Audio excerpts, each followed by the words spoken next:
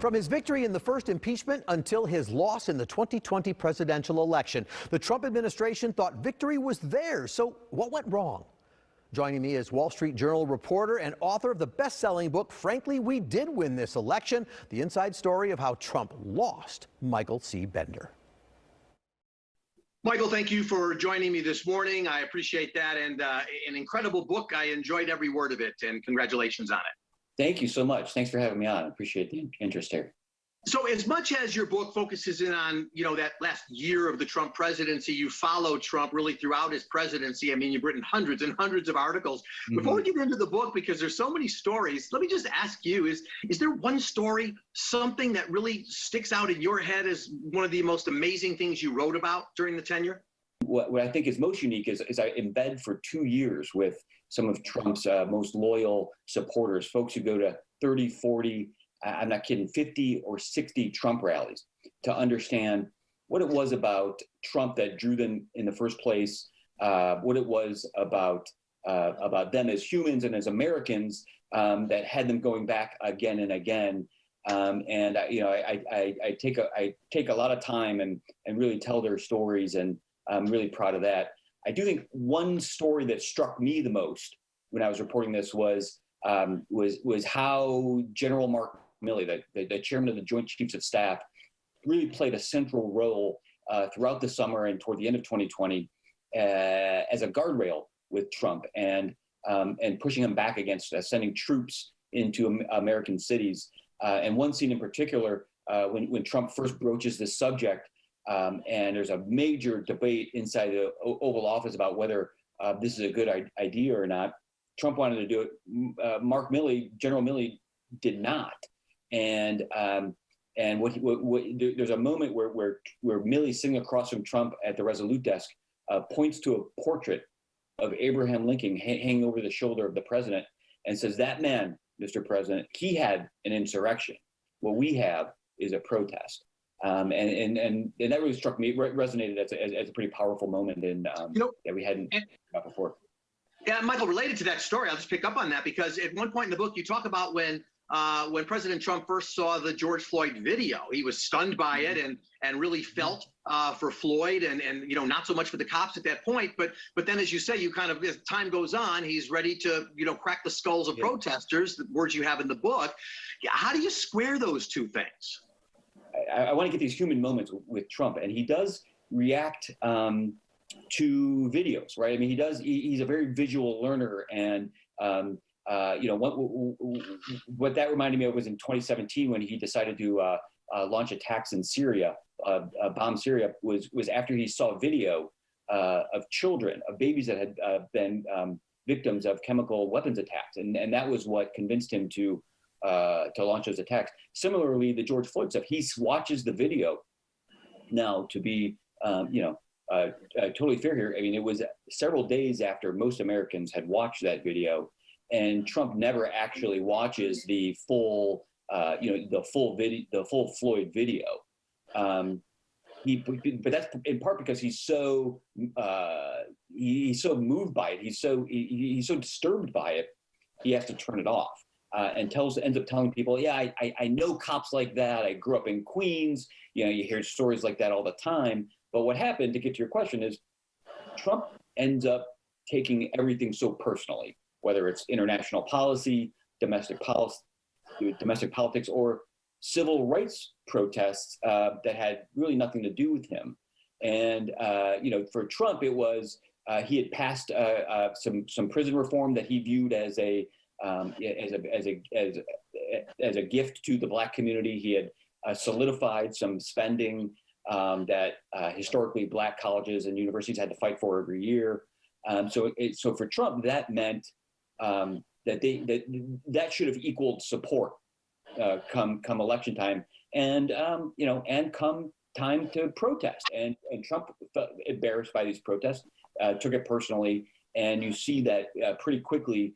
His approach changed from one of private empathy and sympathy for the victim and his family to a very combative one in public. And let me shift the topic to COVID, because you write in the book, and I think this is new reporting, that there were actually many positive tests that the president had, but they were called false positives. And yet, as opposed to having that personal involvement even on that issue, everything was always what's the best way to pitch this and sell this? Is that fair? Yeah, I think that's right. I mean, that's right. It had not been reported before that Trump had what he believed and what the White House ended up believing were false positive tests on COVID. And by the time he does test, by the time he does get sick in October, there's very few people that have any visibility into what is happening there. For all the way up to the chief of staff, the White House doctors, it remains unclear who knew what and when that day. I mean, his top aide, Hope Hicks, a very close personal aide, tested positive in the morning. If you believe the timeline that Trump lays out for us, he doesn't take a test until that night, and which sort of strange credulity here that someone in close contact with you day in and day out for months, years, that you wouldn't get a test immediately when that colleague turns up positive. So in some way, I mean, I put a lot of time in trying to nail these down, trying to figure out what the truth was in some of these things. But at some point, the confusion around Trump, the confusion that he's created, is its own story, and the fact that there are competing versions of this, is telling, in its own right. Early on in his presidency, people said, well, he's surrounded by people who will, keep things okay. Yeah. Those people often left as time went on. So by the time we get to this last year of the book and post-election and all that, I guess my question to you is, was he still surrounded by people that could keep the wheels on the car, or did we just luck out? Yeah, I mean, it's a little bit of both, I think is the answer there.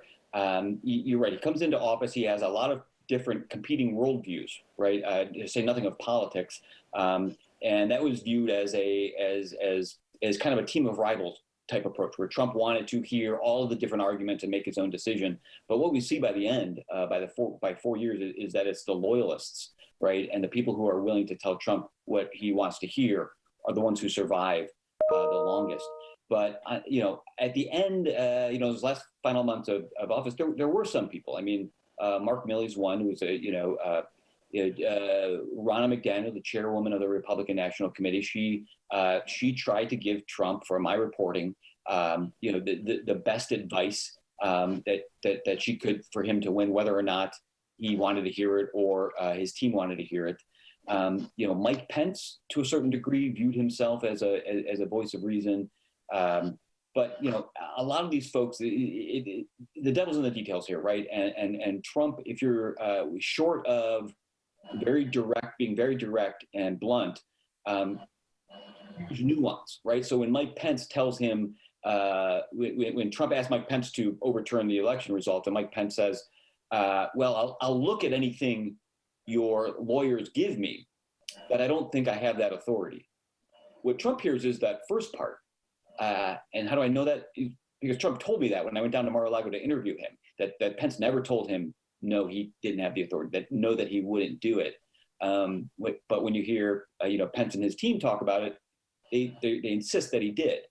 So, these people that kind of viewed themselves as guardrails inside the White House or at the campaign, what you see time and time again is they end up being more like speed bumps than guardrails. Even when people speak truth to power, they always gave themselves a little wiggle room, as you say, allowing Trump to grab onto something that he said, well, there's my out. Yeah, exactly. I mean, it's hard, right? I mean, as a journalist, like it's hard to ask tough questions. Even when that's your job, to say nothing of when you're trying to tell your boss, right, in any line of work, that he's wrong, that she is on the wrong path. That's no easy thing to do, right? And more so with President Trump.